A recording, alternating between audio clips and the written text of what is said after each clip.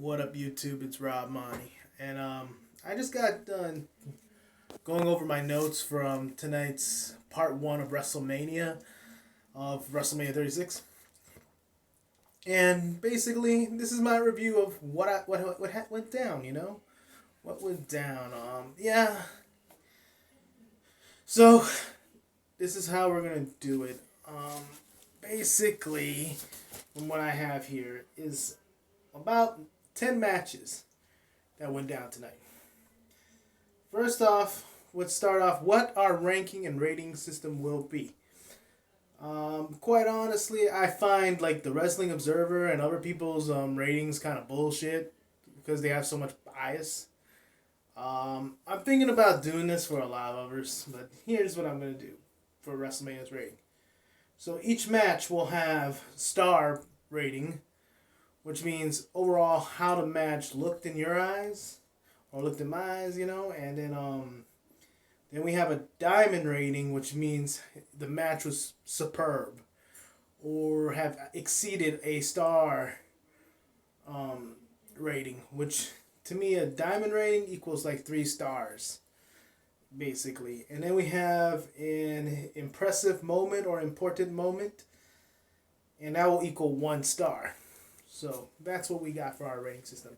First and foremost, there was a change as of the bump last night, because I had originally it was for the tag team championship for the SmackDown titles.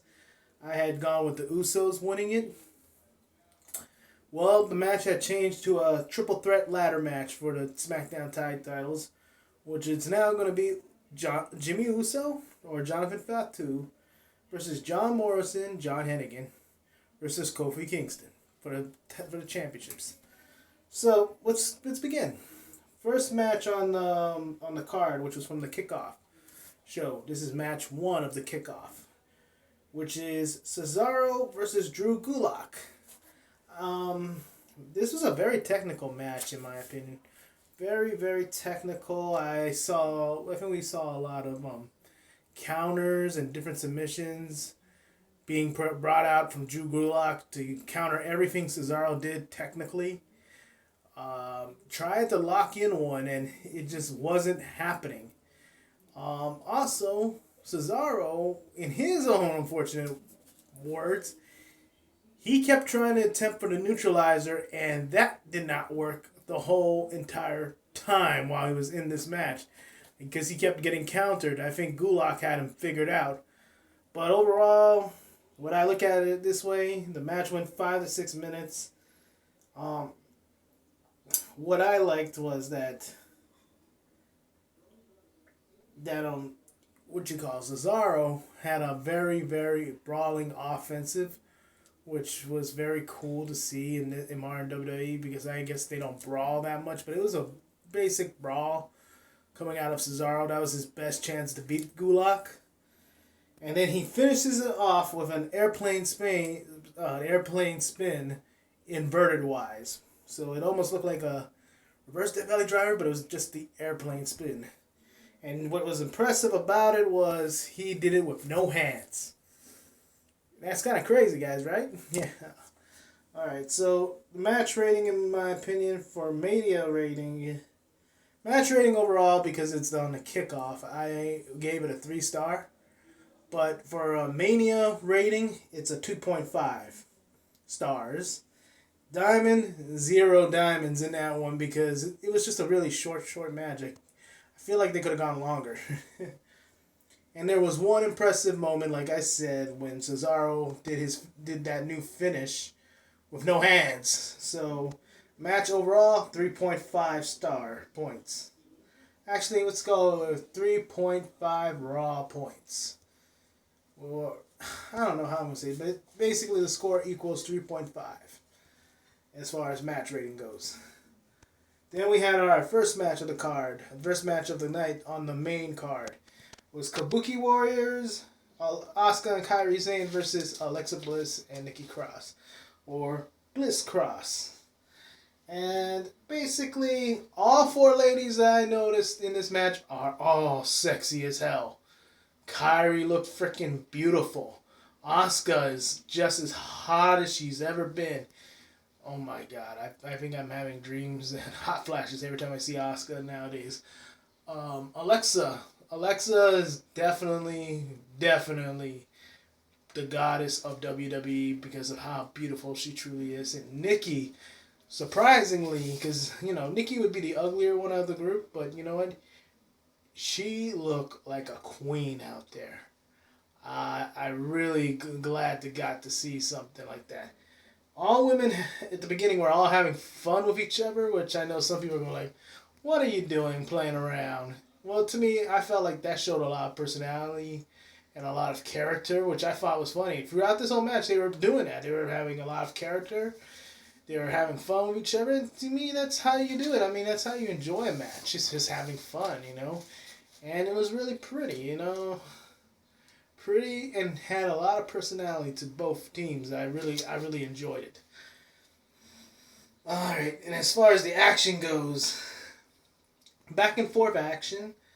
I think what happened was um, Nikki choked Kyrie. Asuka tags and beats the shit out of Cross, and then Kyrie and Bliss flips off. I mean, it was very competitive, like what a normal wrestling match is in this era.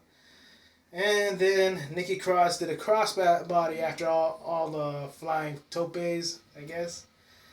And then this match got very physical. It had a lot of obnoxious banter, which to me is where a lot of personality came into. Um, the Kabuki Warriors did a looked like a new move for them, which was a modified Doomsday device with the forearm, which it was cool to see that. I mean, that was brand new. That's something memorable right there, in my opinion. I hope they bring that and make that their finish.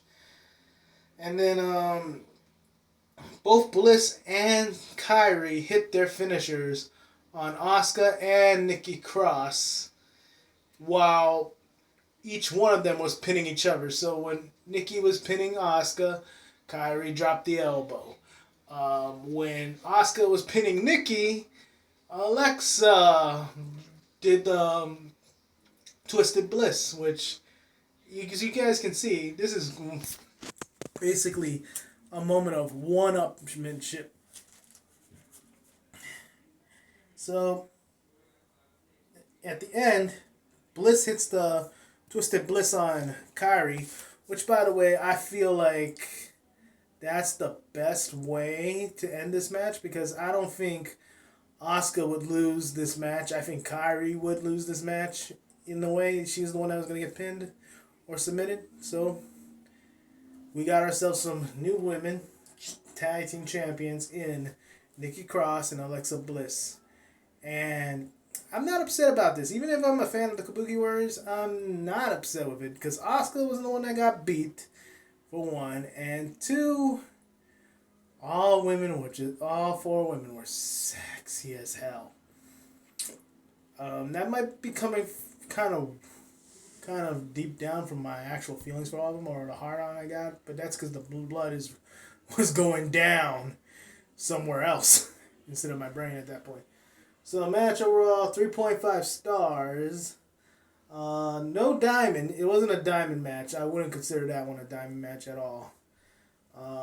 There was 3 impressive moments, which, like I said, the Doomsday device, the one-upmanship with the finishers, and then on top of that, what impressed me the most of this match was there was a lot of character in both teams. A lot of them, even from Nikki. So that was a cool thing to see. So the match overall, in my opinion, I gave it a 6.6 rating overall for this match. That's being trying to be real and being legitimate. I'm not trying to play favoritism. So that's a 6.6. And then we go on to match 2, which sorry guys, my notes is like all over the place. It's in my book right now. Alright. No, that's skipping way too far. Alright, here we go. Match 2, King Corbin versus Elias. I wasn't expecting this match to be as good as I actually rated it, but it surprised me. I love this match because Corbin really played a really good heel. I mean, it made me believe that he was a true dick. And basically, when he started off this match with a promo to basically boast about how he injured Elias, I gotta tell you guys, that was very good heel work. And then, of course, like the main baby, Elias came out there, beat the shit out of Corbin. Which impressed me a lot because it showed how vicious Elias can be in this match. And it brought him out to be a true baby. And then the most impressive of the night was how they finished the match, where both guys decided to cheat to win. So Corbin tried to win with his foot on the rope. Elias took the cheap way and held the tights.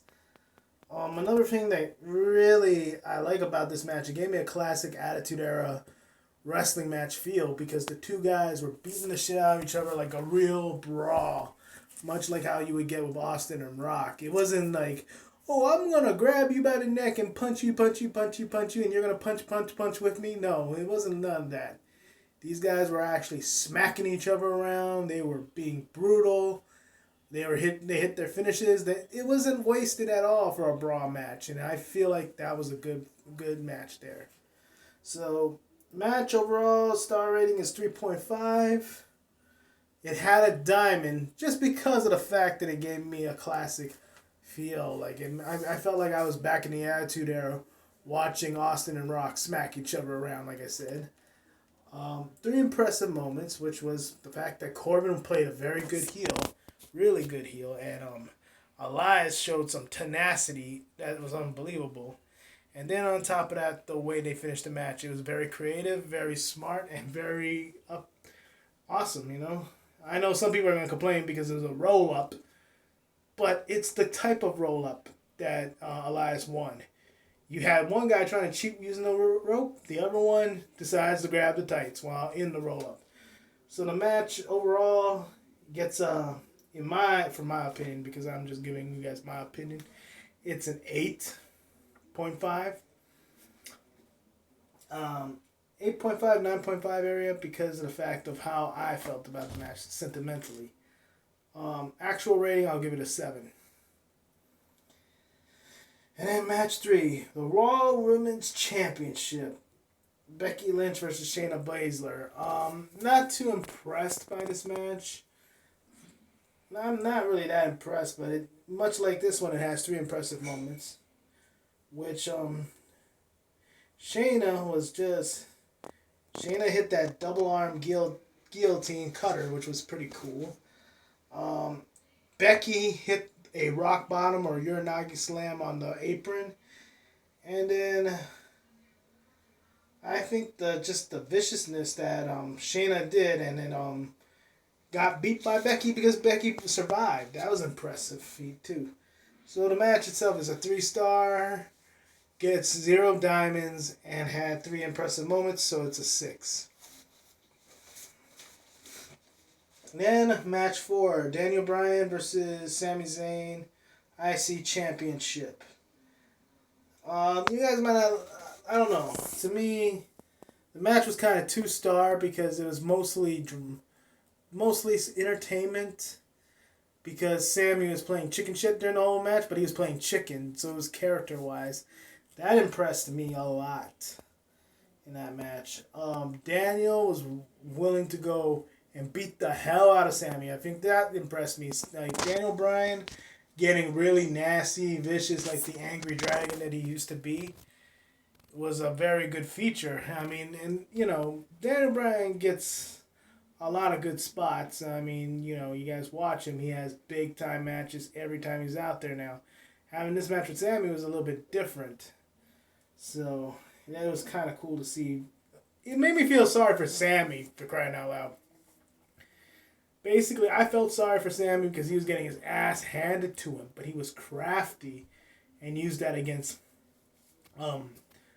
Daniel Bryan. Match is a 2-star just because of like I said, wasn't really that much action, but it was more fun, if anything. Three impressive moments, like which I've explained. So the overall is a 5.5 rating for me. Match 5, the SmackDown Tag Team Champion triple threat between Kofi, Morrison, and Jimmy Uso.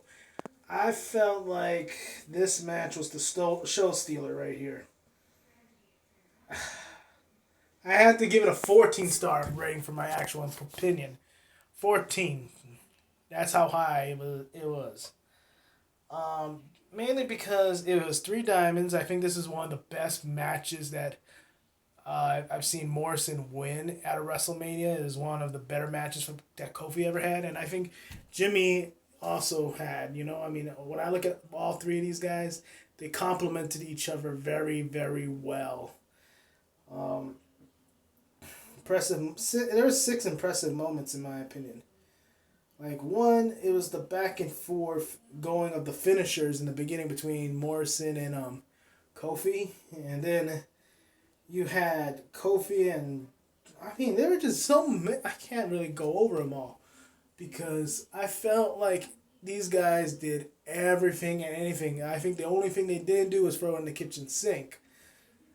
And my favorite part, which is the main reason why it's a three diamond, is how they finished it.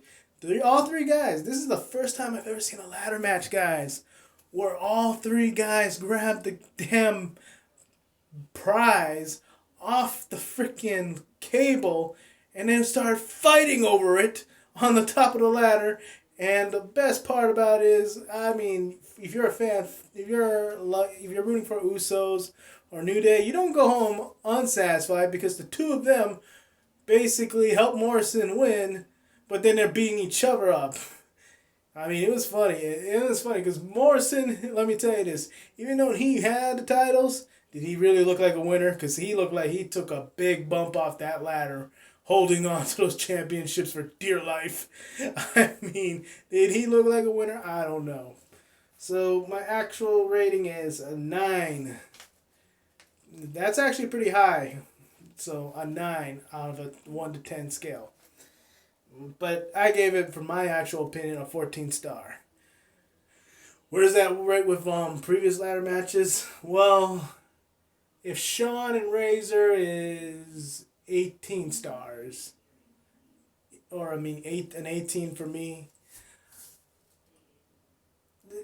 it's up there because I believe the TLC ladder match is a 27 on my scale.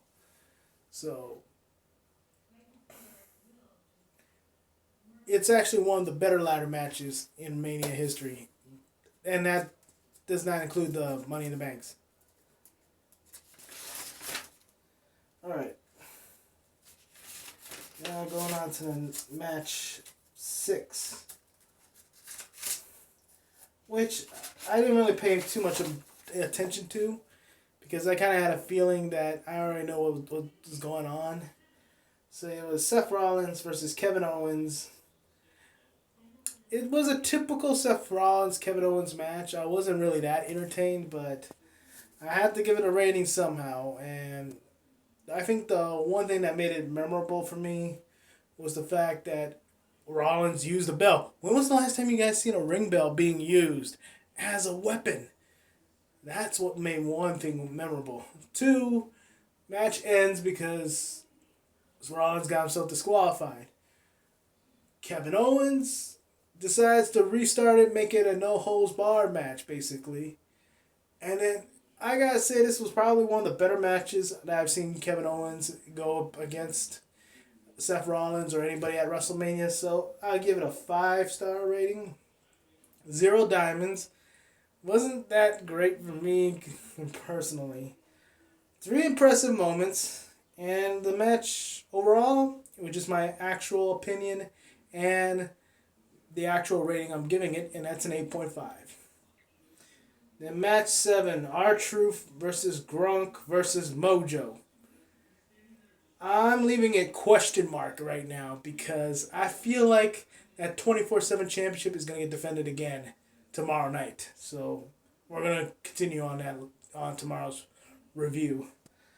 Okay, and then match 8, the Universal Championship between Bill Goldberg, Braun Strowman. Typical match that I thought was going to be because Goldberg's matches are short, and I had a feeling they were going to put the belt on Braun. I think they would have been the same thing with Roman, but that's basically what I got in this match. Um, Match had a good start. I think Goldberg looked pretty good going up against Braun in that match. But overall, the match is 4 spears, 3 spears before Braun gets pinned and kicks out. Then we do 3 to 4 running power slams, which was great. So here's what I'm giving it. I'm giving it a 2-star rating, a 2-diamond rating. It's a diamond because I believe, one, it is a moment to crown Braun Strowman. The other was because I feel like this was a little bit about even. And if this was traditional Goldberg rules match, I feel like Goldberg would have tried something, but he got caught off guard by those running power slams. So I gave it a 2 diamonds, just to be fair. And then one impressive moment. Match overall rating is a 6. And then I gave it a Goldberg match rating, which is 8. Reason why Goldberg match, his rating is an 8, is because we are considering Goldberg matches to be short. Not that pretty, not too much, but, just for what it is, a Goldberg match. So for a Goldberg match, this was an 8. But overall match rating, it's a 6. I think people will be okay with that. It's kind of fair, right? Yeah, being fair to both men on that one. Last match, the match speaks for itself, which was match 9, match 10 overall. Undertaker versus AJ Styles, the Boneyard match. This match was probably the best match in a long time that I've seen in WWE TV. If you're thinking that the Ultimate Deletion was good, I think this was just perfect for both guys. Because the match showed true realism as into what a real fight would look like. Guys would be smacking each other, pounding each other, ganging up on each other, using weapons on each other. I felt like AJ and Taker and even Gallows and Anderson were being very realistic with this match and pulled off a very, very real feel fight in a graveyard. I heard the 80s music with when Taker was coming in, but I thought that made it even more cool and specific. I was hoping for Rolling. I was hoping for Limp Bizkit's Rolling for that match, but that will do. That will do for this match. Especially how the match ended. I felt like AJ showed a lot of character in this match. I mean, more character than he's ever had in any particular promotion that he's ever been in. And I felt like Gallows and Anderson should be proud because they did exactly... this was their moment just as much as it was AJ's and Taker's. And I felt like they pulled that one off pretty damn good. I was proud to see that Gallows and Anderson got a very, very good... did a very good moment right there. I say all 4 guys, and even the Druids, should all be proud of that match. I really think all people involved should be proud of that match. Basically, what really got me feeling like more realism is because they just punched each other. They weren't going after trying to pound at each other. They were actually throwing fists. They used weapons. One that got me so much was when AJ threw the damn headstone at Taker in the back. That was pretty cool. And then classic Taker chokeslammed somebody off of a roof of something. And that was pretty cool. And the fact that what made it even more effective was when Taker chokeslammed AJ off of there, AJ landed on a crate, so his head is stuck in a crate. Also, the fact that you saw the characters in these guys' match, I felt like that was the biggest thing that should be taken from this match. This wasn't just... this is a realistic fight where both guys brought out their true characters for this match. I mean, they showed a lot of personality It had a lot of flair. I mean, it's like it had that extra spice like you put on a steak, you know, when you're cooking it medium rare. So my overall rating goes as followed, and I don't care give two shits whatsoever. That's why I'm on a toilet right now. I don't give any, especially if you're going to be a critic and say that this match sucked. Because that match didn't suck. That match was really good. So it goes as follows: 10-star rating, 10 diamond rating, 70 impressive moments, I would say. Basically, my rating is 100 stars. And as far as Dave Meltzer wants to pull up his 7-star scale rating at Japan in the Tokyo Dome, this is a fuck you, Dave Meltzer. And that this match was 100 stars. It broke your damn scale. Other than that, guys, that's my opinion of day one. Now, tomorrow I'll go over day two, hopefully in a different setting. I mean, I know this is kind of embarrassing, but in day two, we're going to go over all the matches and also give my overall rating of the two-night spectacular known as WrestleMania 36. So if you like this video, hit like or subscribe. Enjoy. If you have any comments, leave your comments in the comment section. And also, just letting you guys know, this is my opinion. My opinion. If you don't agree with it, that's cool. That's your opinion too. So whatever, you know. So other than that, you guys take care and goodbye. And I hope you guys enjoyed tomorrow's episode of WrestleMania.